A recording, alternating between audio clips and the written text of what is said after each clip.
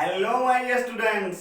तर हे आहे इलेक्ट्रोस्टॅटिक पोटेन्शियल अँड कॅपॅसिटन्सचं 17th व्हिडिओ लेक्चर आणि या लेक्चरमध्ये आपण बघणार आहोत previous year questions on parallel plate capacitor. कशाचे previous year lectures on parallel plate capacitor.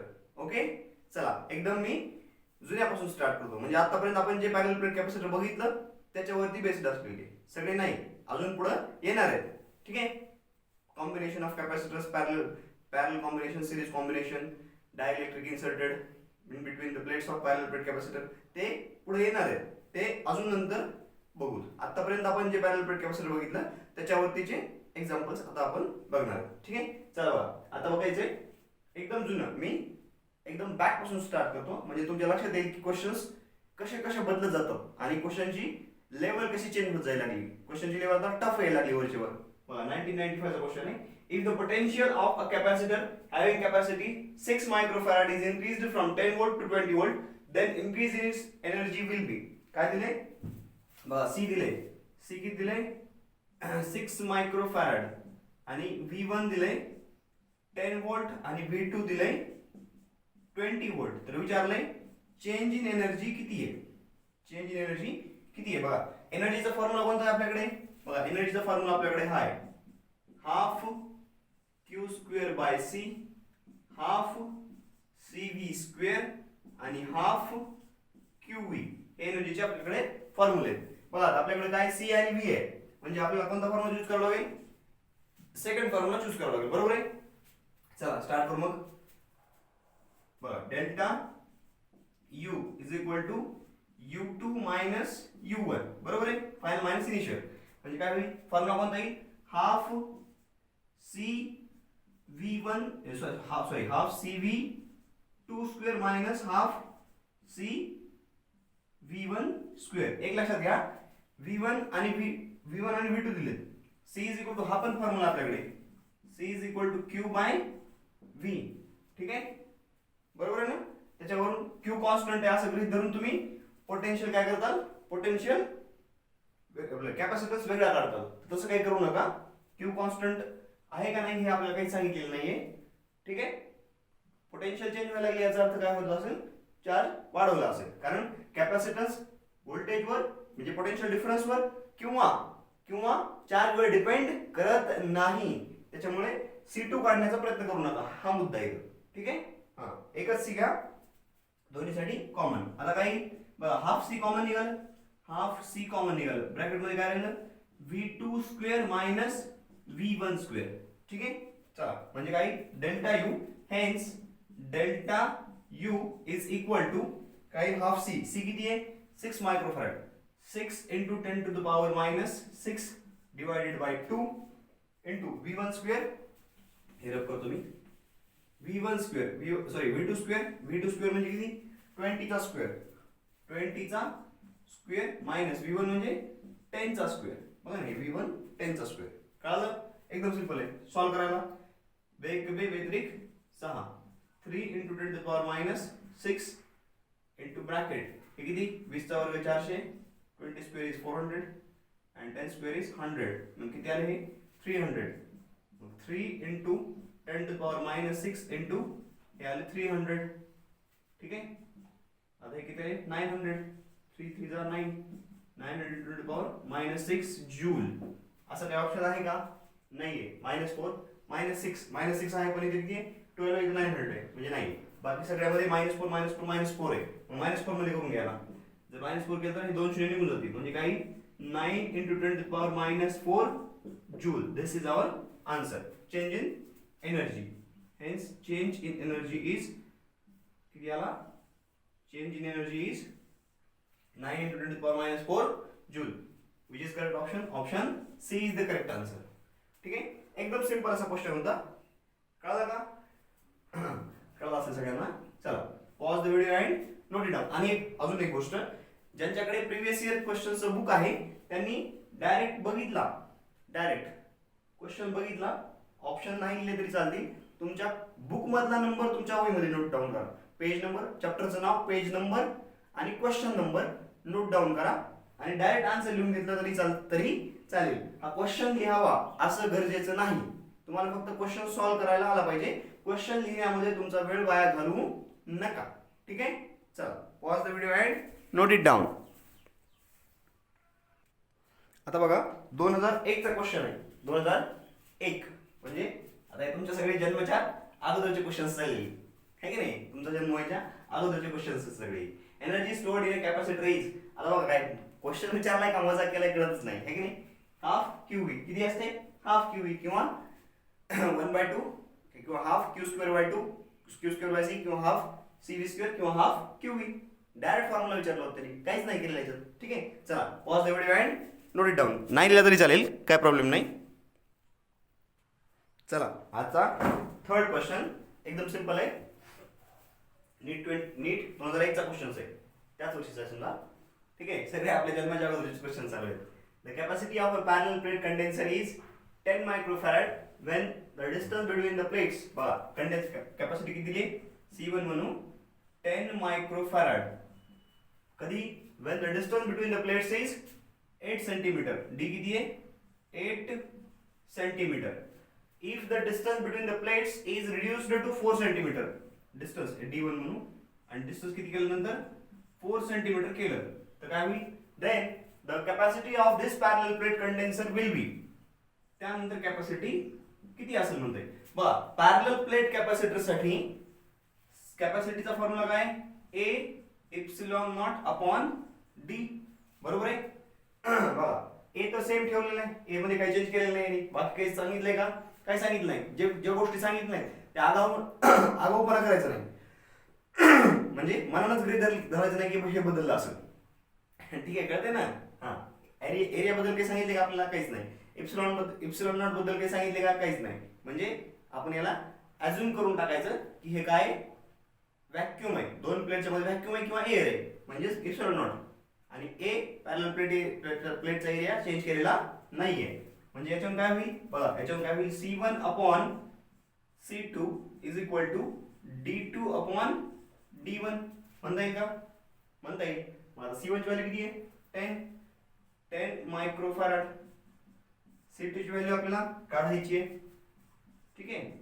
D2 किती आहे 4 सेंटीमीटर, 4 सेंटीमीटर आणि D1 ची व्हॅल्यू 8 सेंटीमीटर, 8 सेंटीमीटर. आता मी हे सगळं युनिट साईज लिहायला लागलो. का लिहायला लागलो बघा, कारण काय होतं सेंटीमीटर सेंटीमीटर कॅन्सल.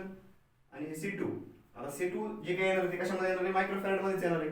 हा त्याच्यासाठी म्हणजे इथं कन्वर्जन करत बसत नाही, 10⁻⁻6 लिहायचं, इथं सेंटीमीटर म्हणजे 10⁻2 मीटर असं लिहित बसण्याची गरज नाही. कारण दोन्ही डिस्टन्स आपण सेंटीमीटर मध्ये दिले, त्याचा रेशो घेतल्यानंतर युनिटलेस क्वांटिटी येणार आहे. कळले. हा मग आता किती आलं 4 1 4 4 2 8, 2 इकडे गेले म्हणजे 20 मायक्रोफॅरड आणि 10 2 20 20 मायक्रोफॅरड आणि C2 इकडे गेले इज इक्वल टू C2. म्हणजेच कॅपॅसिटी किती आली 20 मायक्रोफॅरड. ऑप्शन बघा 20 microfarad. Option C is the correct answer किंवा C is the correct option. कळलं का. एकदम सिंपल आहे, एकदम सिंपल आहे. जास्त काही लोड घेऊ नका. तुम्ही स्वतःच्याच मनावर बर्डन टाकून घेतले की इलेक्ट्रिसिटी आणि मॅग्नेटिझमचं जे सेक्शन आहे, सेक्शन आहे ते काय खूप डिफिकल्ट आहे, खूप डिफिकल्ट आहे की नाही.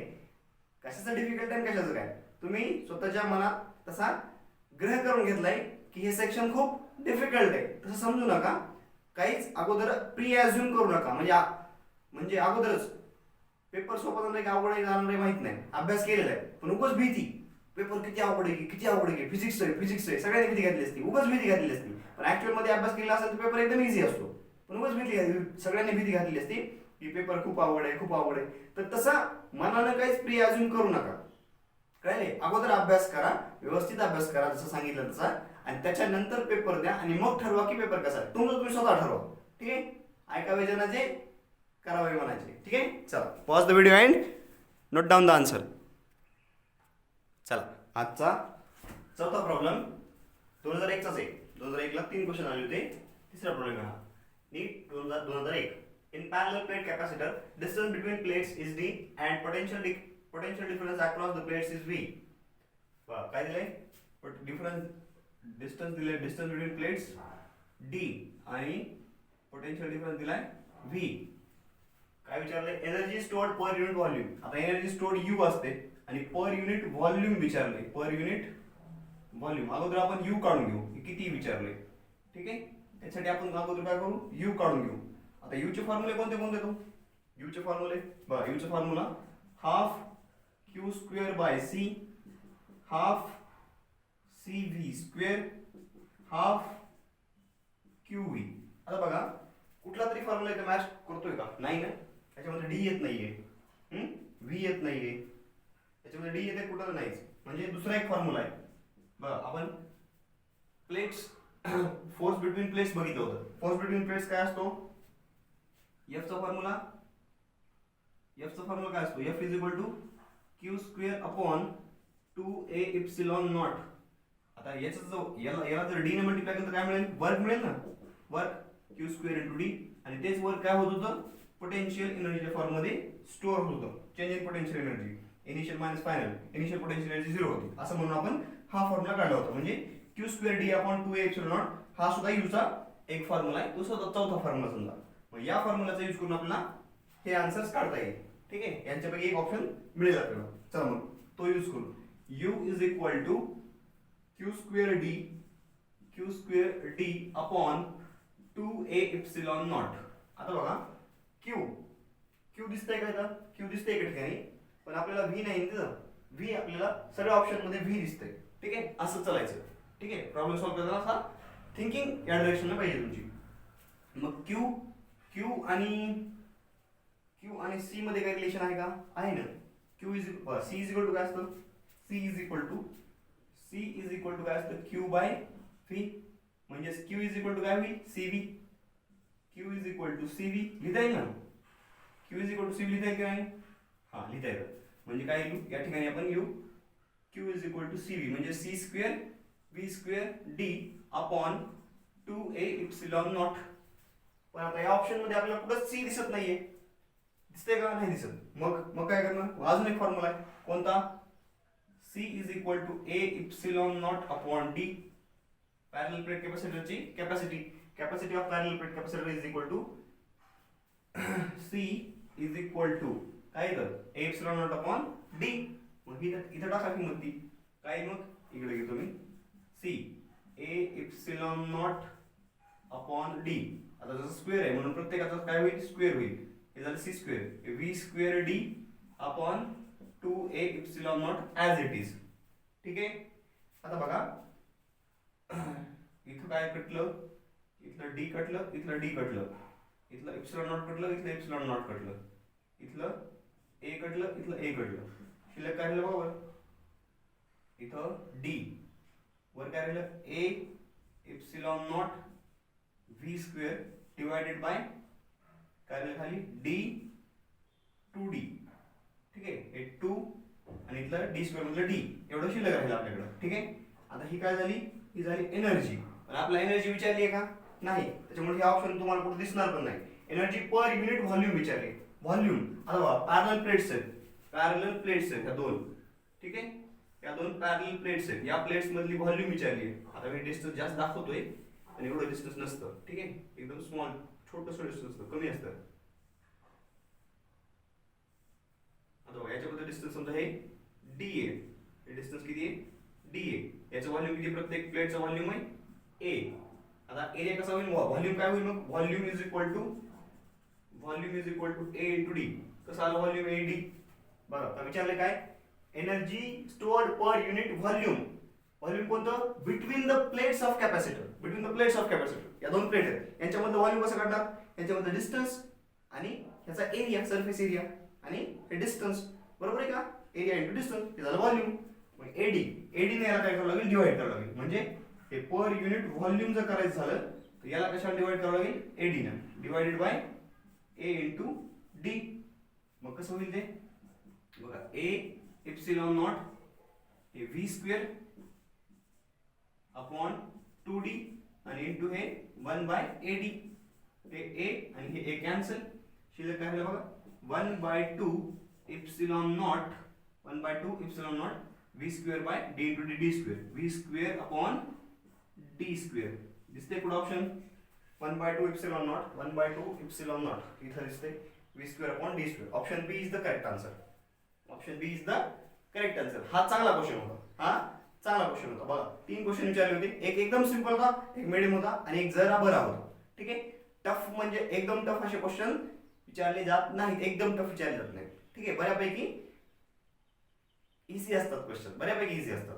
फक्त तुम्ही थोडंसं प्रॅक्टिस करणं गरजेचं आहे. याच्यामध्ये फॉर्म्युले 2-3 यूज केले मान्य मला. हा एक फॉर्म्युला यूज केला, हा एक फॉर्म्युला यूज केला आणि हा एक फॉर्म्युला कोणता u is equal to Q square by Q square D upon 2 epsilon naught हा एक यूज केला. c is equal to epsilon D epsilon not upon D एक केला आणि c is equal to q म्हणजे q is equal to c by v. आता q is equal to c by v हा formula पाठ असणं गरजेचं आहे तुम्हाला. हा पाठच आहे. c is equal to epsilon not D epsilon not upon D capacity of parallel plate capacitor आता पाठच असतो. ठीक आहे. आणि फक्त राहिला हा मुद्दा, हा इम्पॉर्टंट आहे फॉर्म्युला लक्षात ठेवा. Q square D upon 2a epsilon not कशावरून आला होता? फोर्स वरून आला होता. Force between parallel plates. ठीक आहे. किती असतो? Q square D upon Q square upon 2 epsilon not. त्याला डी ने मल्टिप्लाय केलं की झालं वर्क डन. ते स्टोअर होतं पोटेन्शियल एनर्जीच्या फॉर्म मध्ये. ओके. चला pause the video and note it down. चला नेक्स्ट क्वेश्चन.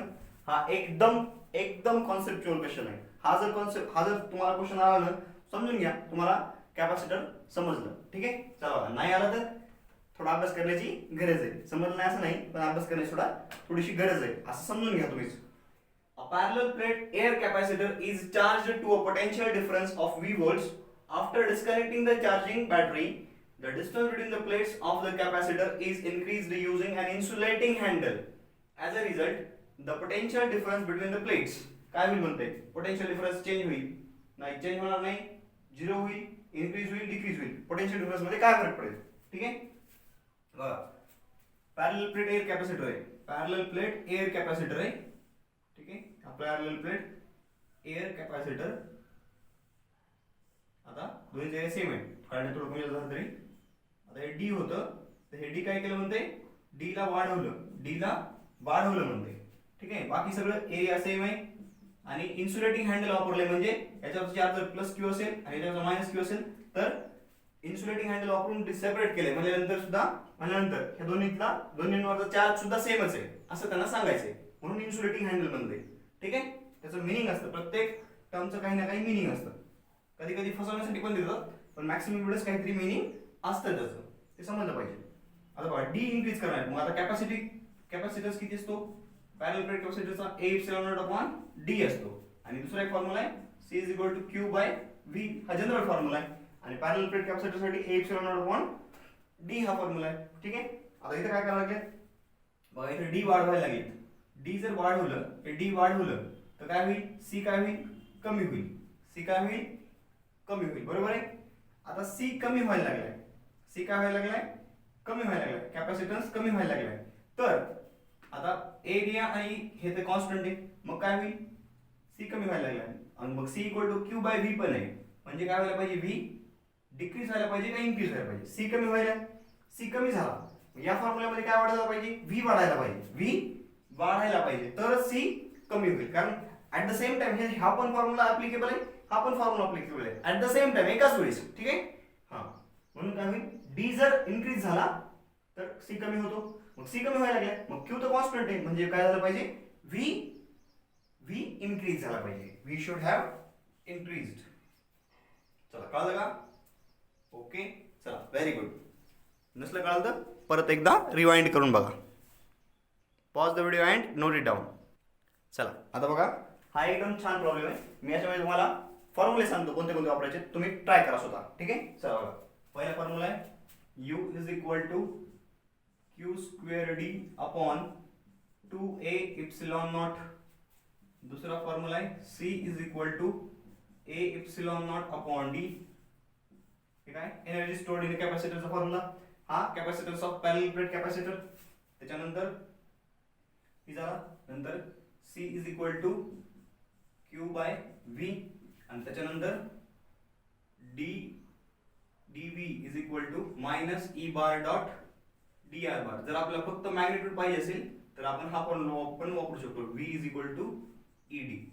ठीक आहे. v is equal to ed असा फॉर्म्युला वापरला. हा फॉर्म्युला 1 2 3 4 फॉर्म्युला वापरा आणि ट्राय करा. Pause the video and try on your own. चला बघा आता u is equal to q square D upon 2a epsilon naught. आपल्याला यांच्यापैकी एक ऑप्शन मिळवायचं. आता बघा काय होईल याच्यामध्ये q स्क्वेअर डी क्यूच्या ठिकाणी काय ठेवता येईल? क्यूच्या ठिकाणी इथून CV ठेवता येईल का? CV मग हे काय झालं C²V²D upon 2a epsilon not. इकडे बघत राहायचं. आपला आन्सर काय चॅप्टर मध्ये पाहिजे? Epsilon not EAD. आता इथं C आहे, मग C ला काय करू आपण? A epsilon not upon D ठेवू. A epsilon not upon D, याचा स्क्वेअर याचा स्क्वेअर याचा स्क्वेअर, सगळ्यांचे स्क्वेअर झाले. ठीक आहे. V स्क्वेअर, आता V इज इक्वल टू काय? ED, म्हणजे काय होईल? E square D square into D divided by 2a epsilon not. ठीक आहे. आता हा D स्क्वेअर कॅन्सल, A इथला A कॅन्सल, इथलं इप्सिलॉन नॉट कॅन्सल, शिल्लक काय राहिलं बघा 1/2. इथं शिल्लक राहिलं A इप्सिलॉन नॉट, इथं E स्क्वेअर आणि इथं शिल्लक राहिलं D. ऑप्शन आहे का बघा? 1/2 A epsilon not E square D. Option C is correct. Option C is correct. कळलं का? एकदम इझी आहे. फक्त फॉर्म्युलेचा यूज कसा करायचा हे आपल्या लक्षात आलं पाहिजे. ठीक आहे. चला प्रॅक्टिस करा, प्रॅक्टिस न कळलं तुम्हाला, घाबरू नका फक्त. चला आता आजचा शेवटचा प्रॉब्लेम. ठीक आहे. एकदम सिंपल आहे, एकदम सिंपल. बरं, फॉर अ पॅरलल 2015चा क्वेश्चन आहे. For a parallel plate capacitor, capacitance is C, distance of separation bit and C is distance of separation. Oh sorry, D distance of separation is D. Is D and V is potential difference between the plates. Force of attraction between the plates of the parallel plate air capacitor is. Force of attraction चा formula काय आपल्याकडे? Q square upon 2a epsilon naught D. कसं काढलं ते बघा, separate lecture घेतलेलं त्याच्यावरती बघा. ते हा फॉर्म्युला आहे F is equal to Q square upon 2a epsilon naught.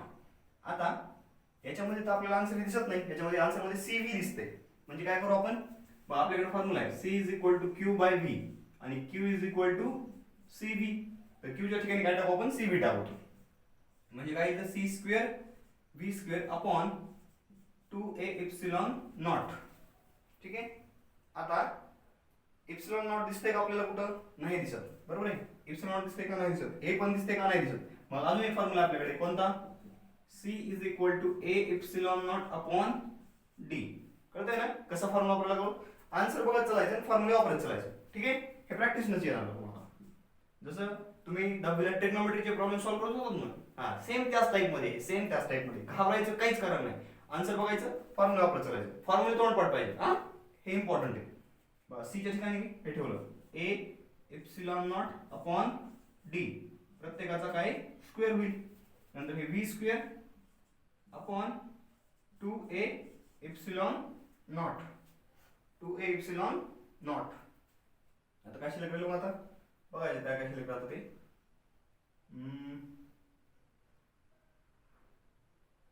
A कडलं इप्सिलॉन नॉट कडलं. आता शिल्लक काय राहिलं? बरं, काय राहिलं शिल्लक? C च्या फॉर्म मध्ये आहे ना. ओके, हे करायची गरज नाही. मग आपल्याला C च्या फॉर्म मध्ये आणायचं. C कट करायचं नाही ना आपल्याला, फॉर्म्युल्यातून C ठेवायचंय. आपण असं करू, याला एकदम सिंपल हाच फॉर्म्युला यूज करू आपण. फक्त याला काय करू आपण? A epsilon not upon D इथं घेऊ आपण. D ने डिवाइड करू याला आणि याला मल्टिप्लाय करू. चालतंय.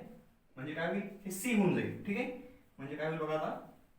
C square V square upon 2C into D. C cancel, म्हणजे काय होते?